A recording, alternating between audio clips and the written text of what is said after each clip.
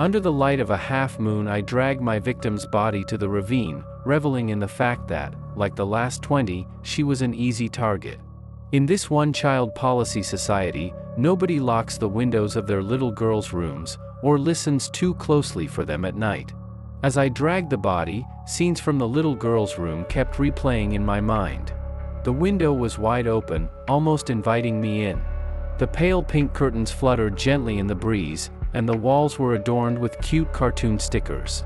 On the bedside table, a plush toy bear quietly watched over everything, as if it were the room's only guardian. No one would listen carefully to their movements in the dead of night, and no one truly cared about their safety. I threw her body into the abyss, listening to the dull thud as it slowly faded into the darkness below. I stopped and looked down into the chasm. The pile of bodies had already decayed into a mass, and the darkness seemed like a greedy mouth, ready to swallow all secrets. I took a deep breath, feeling the cool night air. The air was filled with the scent of earth and wild grass, mixed with a faint hint of blood, but this couldn't stop me. On the contrary, this smell made me feel immensely satisfied. This society is rotting, and I am its scavenger. As I pushed the body into the gorge, I felt an unprecedented surge of power. The sound of the heavy object falling was particularly piercing in the silent night, yet it was deeply satisfying. I knew the secret would be forever swallowed by the darkness. Just like the previous 20, no one would ever find them, no one would ever cry for them. As I turned to leave, my mind was already plotting the next target. In this twisted society, a scavenger like me would never be out of work. Humming a little tune, I disappeared into the shadows under the moonlight. The city was still asleep, unaware that it was nurturing a terrifying monster. And I was that monster, silently maintaining the balance of this decaying world in the darkness. Returning to my secret hideout, I meticulously washed every inch of my skin, ensuring no suspicious traces were left behind. The man in the mirror looked ordinary. No one would suspect that he was the most terrifying serial killer in the city. I took off the clothes covered in dirt and blood, carefully placing them into a black plastic bag. These clothes would be thoroughly destroyed later, just like all the evidence from my previous 20 operations. I changed into clean loungewear and walked into the kitchen to pour myself a glass of red wine. The deep red liquid swirled in the glass, reminiscent of the blood I had just dealt with. I took a sip, letting the alcohol ease my tense nerves. Sitting on the living room sofa, I turned on the TV and switched to the news channel.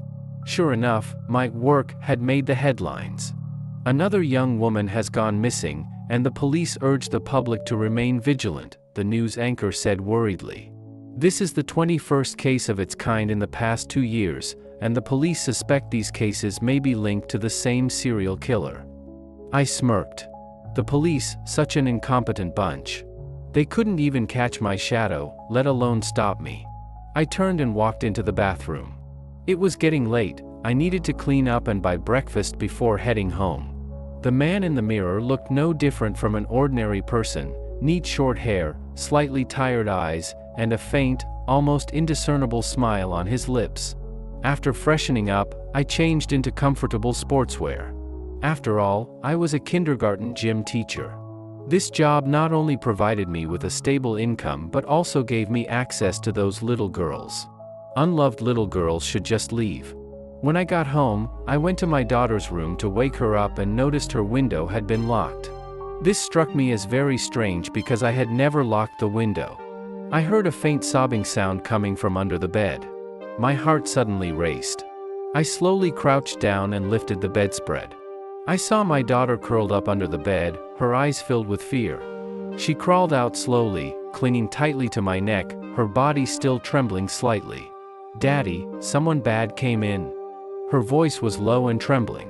I patted her back, trying to calm her down. My mind raced with possibilities. Who could have come in at night? I was out on a mission, how could this be?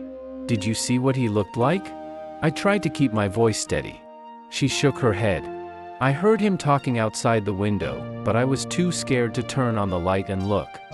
A voice outside the window? This puzzled me. I had never made any noise during my missions. Could it be a copycat? Or had someone else discovered my secret? "It's okay, sweetheart.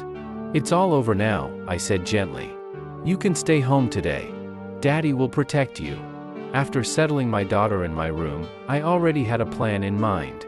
I decided to install surveillance cameras in the house to ensure that any unusual activity would be recorded. At the same time, I needed to investigate anyone who might know my secret. I couldn't let anyone threaten my safety. A few days later, I carefully reviewed all the surveillance footage and found nothing suspicious. The nights remained quiet, with only the occasional sound of wind and distant dog barking. I began to wonder if my daughter had just had a nightmare. Since her mother passed away, she had been very sensitive and fragile. But I couldn't take any chances. I had to ensure everything was foolproof. A month later, I went out on another mission. This time, the target was an 8-year-old girl with a complicated family situation. Her parents were divorced, and she was always alone at home. That night, I followed her home, ensuring she was alone before silently entering her room. However, just as I was about to act, I suddenly heard police sirens. I quickly hid, my mind filled with confusion. How could this be? Why were the police suddenly here? Through a gap in the curtains, I saw several policemen quickly approaching the girl's house. Their movements were swift, clearly prepared. I knew the situation was bad and I had to retreat immediately. But just as I was about to leave, I heard a whisper, "Don't move, police." I was pinned to the ground, cold handcuffs locking around my wrists. I was taken to the police car, my mind in chaos. I hadn't left any clues. How had I been discovered?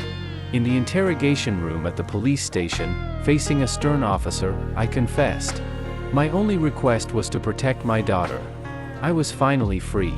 On the third day in prison, I received an anonymous letter. It contained only one sentence: "Do you think you are the only scavenger?" A chill ran through me. There was another serial killer wandering this city. This thought kept me awake at night. I realized that even though I was behind bars, the real horror still lurked in the city. I wasn't the only monster, and the true monster might be hiding right next to my daughter.